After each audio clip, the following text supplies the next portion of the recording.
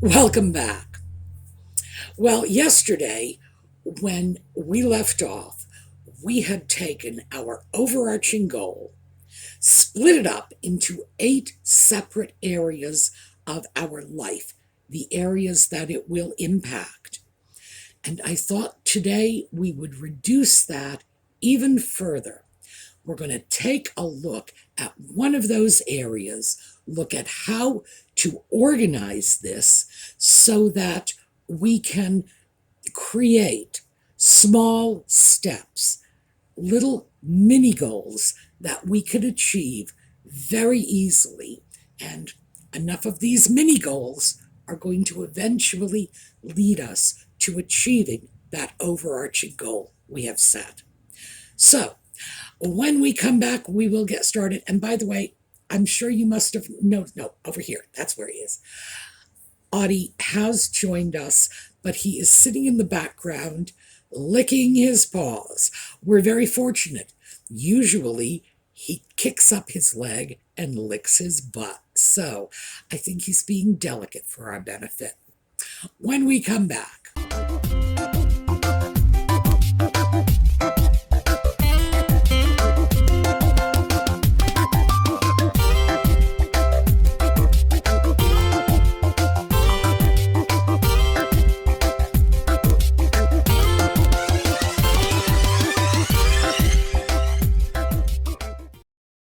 so I thought that the area that would probably be of most interest to all of you is financial.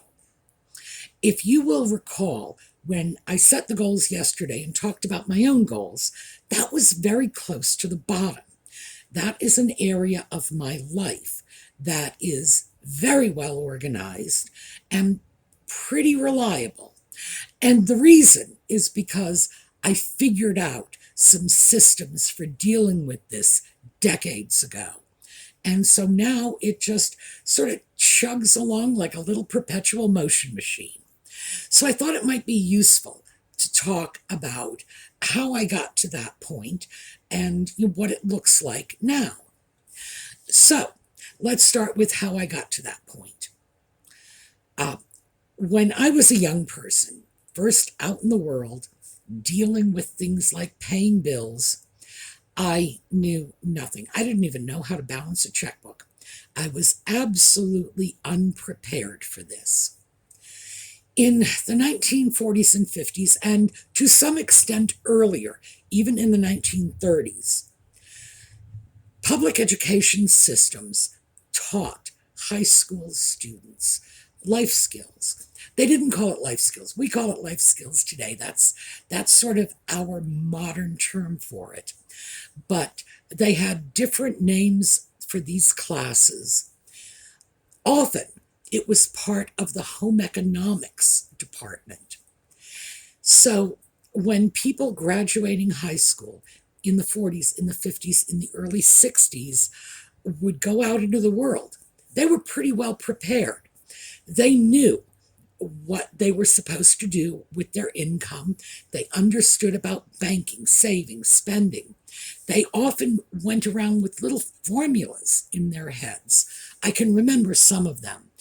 For example, your rent payment or your mortgage payment should represent approximately, was it 25 to 33, a quarter to a third, 25 to 33% of your income. Your house value, the house that you purchased, would be 2.5 times your annual income. So if you made $10,000 a year, which was probably a rather good salary back in those days, I actually haven't looked that up. I cannot say for sure. Just for the sake of argument, if you made $10,000 a year, the house you could afford would be $25,000, 2.5 times your annual salary. Oh, and yeah, you most certainly could buy a house for $25,000 back then. In fact, average housing prices, I did look this up relatively recently. 1980s, I remember this one. In the 1980s, and I believe it was 1985, average house price was $47,000. So things have changed. But anyway, point is, those generations were taught the skills they needed to go out in the world and manage money. Later, we were not taught this. There are a lot of reasons for that. I'm not going to go into it. In my opinion, they were not good reasons because it was just part of a change in educational focus that I philosophically disagree with, but what can I tell you? So today, and ever since my generation, in fact, kids come out of the educational system not knowing how to open a checking account, how to balance a checking account, how to use credit.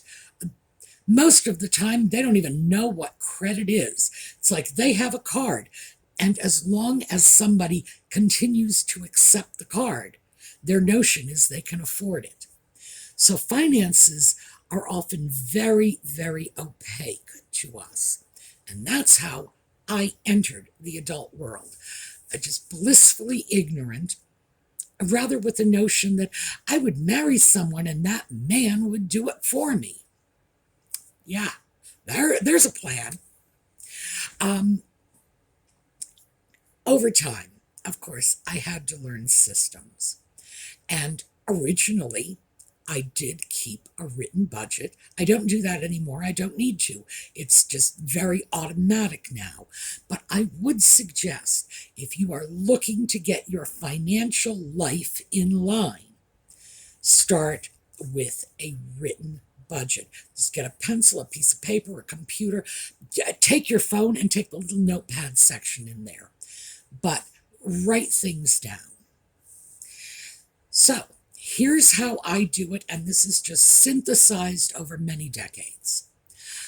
I take all of my expenses, all of them, everything.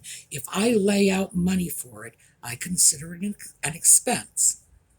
And I categorize them according to necessities. That's my first broad category, necessities. A category I call additional because I don't like to call it frivolous. It really isn't.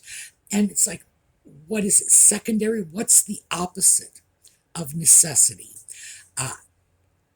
Unnecessity. Frivolous. No. That's why I call it additional, because I don't want to minimize the importance of that category. And then the third category is luxuries.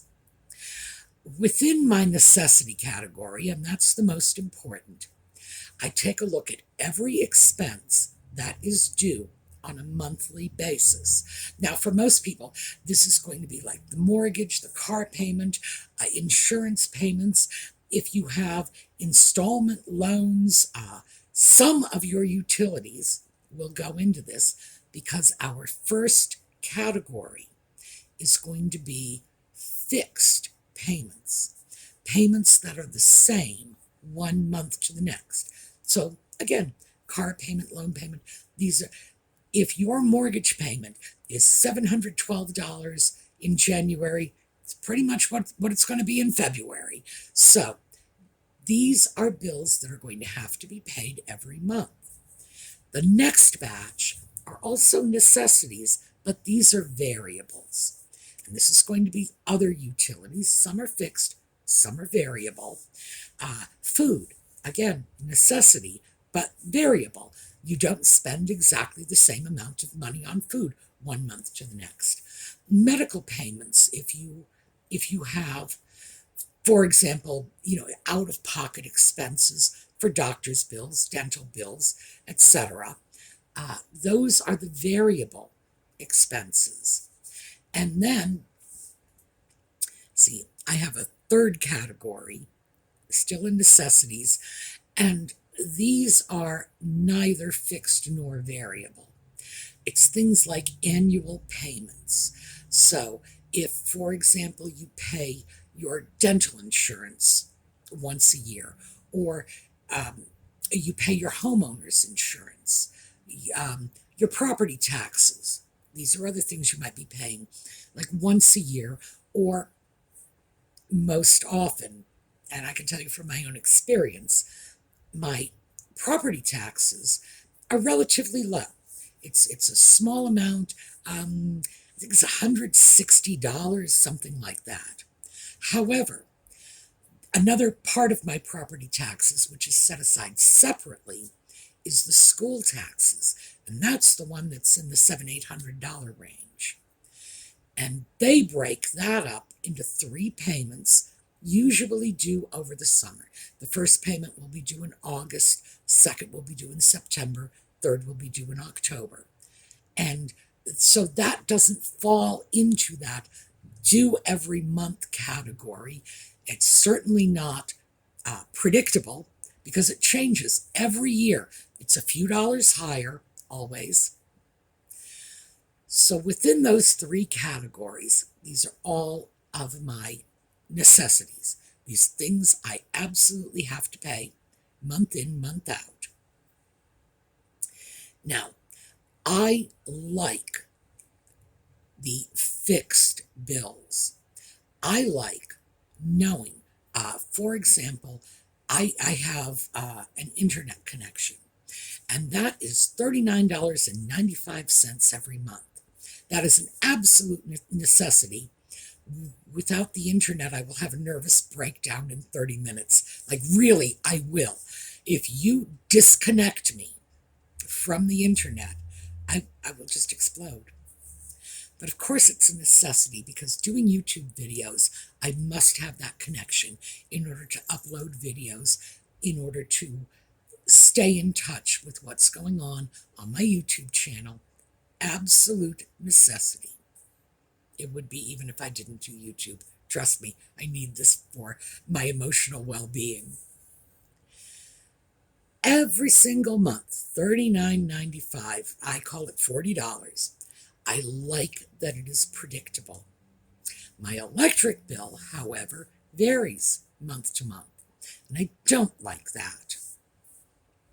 So my solution, by the way, is to call my electric company and say, I want my bill to be the same amount every month. And they said, huh? Because they don't do that around here. In New England, they do that. They usually call it a budget plan or something like that. The reason for this is in New England, especially if you have electric heat, in the winter, your bill can be sky high in January and February, but it may be very, very low in July and August. Because even though, oh yeah, we have air conditioning in New England, we just don't use it all that much. So the utility companies would be very happy to take your annual utility cost. They take your usage, they calculate the cost, divide it. Interestingly enough, usually they divide it by 10 and give you 10 fixed monthly payments. And then in July and August, those summer months, those are the catch-up months. If you've overpaid, this is when you just don't have to pay your bill for a while. If you have underpaid and you owe them a little extra, these are the 2 months when you catch up on those bills. Very nice system. It's what I'm used to. I like it. Pennsylvania doesn't do that. So I decided I didn't like the way they did it, and I do that on my own. I send my electric company $100 every month. Given the fact that usually results in a slight overpayment, they don't complain. They tolerate my eccentricity, and I have that fixed payment I want every month. So, win-win. Every now and then, I do have to check my electric bill, and if I've accumulated too much of an overage, I'll cancel a payment for a month or 2 until it gets back down to something more reasonable. Or, conversely, if it's been a very cold winter or something, and I've gone over my little $100 a month, I'll send them an extra 100 and sort it out. But I am very much more comfortable with this system. So my goal is to get my bills down to this fixed monthly. I know that's so OCD, isn't it? But that's the way I like it. That's what I'm used to. That's what works for me. The point of this is you really can do this, even if the companies you do business with don't like doing business this way. If you send a check to somebody, they will cash it, they will keep it, and they will run a credit balance for you if you force them to do it. And that's what I force my electric company to do. And as I say, they don't complain. So it works.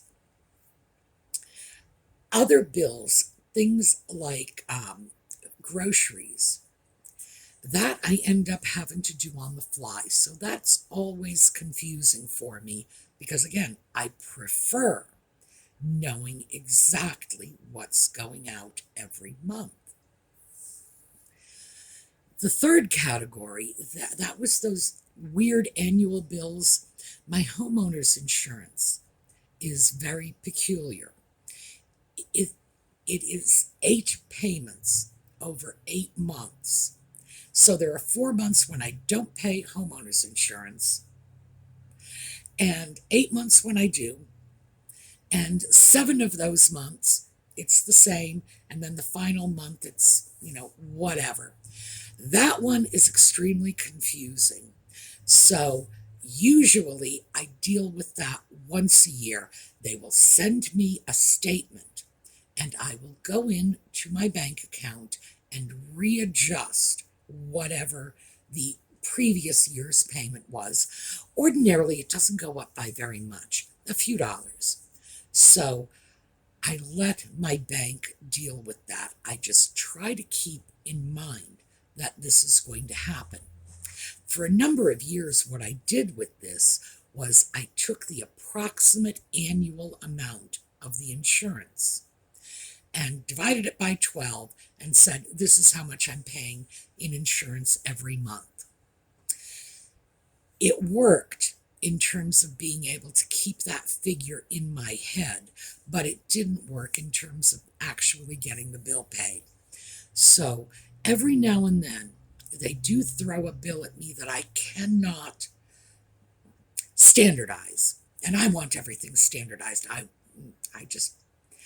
If I could figure out how to get my grocery bill to be the very same 1 month to the next, I would be in hog heaven, but I can't do that. So anyway, you get all these necessities. Once you have figured out exactly how much, and this is basically your cost of living, once you've figured out how much they are, and for things like grocery bills or medical, it's okay to cheat and just approximate. It would be better if you could take a look at 1 month's worth of groceries. In other words, just save those receipts or do all your grocery shopping through your debit card, something that will give you your full expenditure at the end of the month. Oh, and by the way, if you're going to use your debit card to do it, make sure to keep notes if you've taken cash back so that you'll know. And then that'll be your grocery bill. Once you've got that, great. The difference between your income and those bills is the amount of money you have that you can throw on the additional items or the luxuries. Now, I mentioned additional items, but I wasn't specific. Additional items are things like clothing, grooming, restaurants, entertainment, that sort of thing. I'm not throwing them in the luxury category because, in fact, we do need to get clothing from time to time. We simply cannot run around in rags. We certainly can't run around naked. People call the police on things like that. Grooming. If you need to get your hair cut, if you need to get your nails done. Oh, and by the way, if you are diabetic and you have professional pedicures, oh yeah, that is a medical necessity. By the way, if you are diabetic and you are not getting professional pedicures, consider it. Definitely consider it. And the reason I say this is because injuries to your feet, if you are diabetic, especially if you are older, can become gangrenous. I don't say this, yes, I do say this to scare you. Okay, I say this to scare you. I learned many, many years ago, as a young blind person, therefore being well integrated into the blind community, since diabetic retinopathy is a major cause of blindness in this country, I knew a great many people who were diabetic and had very serious diabetes issues, and many of them did end up with limb amputations. So I throw this out because my life experience showed me that at a very young age, and it was indeed scary as all get out. So if you are diabetic, see your podiatrist regularly. Do not try to take care of your own feet yourself. Make sure somebody else is taking a good look at this. So it's the end of my public service announcement, except of course to say that yeah, your pedicures should certainly be considered a medical expense. All right, enough on that. This category of expenses, clothing, grooming, eating out once in a while, going to a movie once in a while, I don't think we should consider that luxuries, because in fact, if you set a budget that deprives you too much, you will rebel against it. You will. You have to make sure in your budget, whatever it is, however you work it out, that you are giving yourself some goodies. A very strict budget won't work. I tell you this from many years of experience, not just setting my own budgets, but watching other people do it and watching them fail. Why? Because they didn't get to spend money on fun stuff. That is something that just creates a state of mind that makes budgeting appear painful and restrictive. And just don't do that to yourself. Spare yourself that pain. Put in some frivolities always. We need to keep that in mind as our legitimate expenses. My little category of luxuries is, I don't know, it's just outrageous expenditures. It's, I want a new pair of gloves. I have 3 pair of gloves, but I want a new one. That's a luxury. However, if I had no gloves at all, I'm living in a cold climate, it would be a necessity. You see? So these categories will vary according to each person's individual needs. The easiest way to do this is just write things down on your own. For some of us, things like clothing, I can take it or leave it. I've been wearing the same sweatshirt I had 20 years ago, doesn't bother me a bit. If that works for you, fantastic. Then you will have one less category, and you can take that money and, throw in, I would love to get a new tropical fish. I have an aquarium and I like to get new fish. Throw that in instead. But make sure you have some room to get some fun stuff. So when we start to look at a plan like this, what happens is in the early stages, you'll write it down. Tweak it too. That's another thing. If you write up a budget and you find at the end of the first month it's not working, it's uncomfortable, you didn't build in a big enough allowance for movies. Let's say That's your thing. You love to go to the movies. Or let's say, for example, um, you like those special cable shows. I do have internet, but I don't have cable TV, so I'm not sure how that works. But special cable shows that you pay extra for. If that's something that brings joy in your life, make sure you budget for it.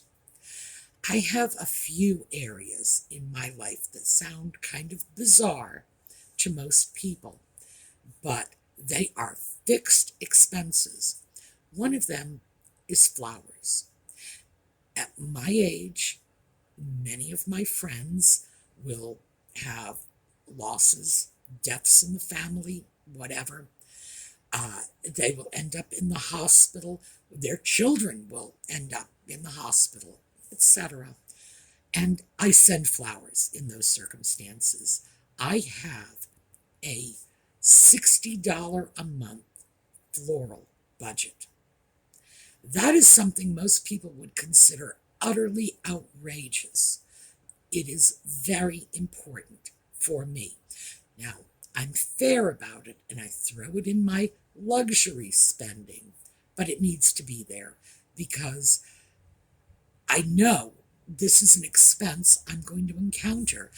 And if I don't encounter it this month, I'll probably encounter it twice next month. Other people will have other special items like that. For example, if you're active in your church, there may be a lot of special charities you'll support or special church activities that you'll help to underwrite. Make sure to put that in there. Once you have your budget and you know what you're doing, live with it for a few months. Don't do anything with the excess money, assuming that you have excess money left over. Just let it sit in the bank account for a couple of months, and then make a plan for what to do with it. You can kick it into savings if you want. You can use it for additional luxury purchases.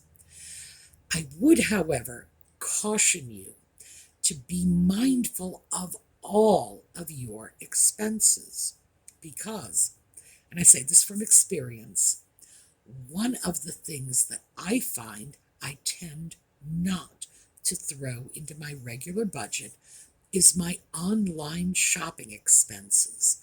And the reason for this is back in the days when I first started writing up budgets, there was no online shopping. There was no online. It didn't exist. So I never really had a category for that. We do have online shopping available for us. And that's something you need to be mindful of. Keep that in your head as you go along. So that is how you can begin creating a budget. Let me finish up by saying, because we've sort of gone through this, 1, don't make your budget too restrictive. Don't. That is the kiss of death. That will completely undermine all of your efforts.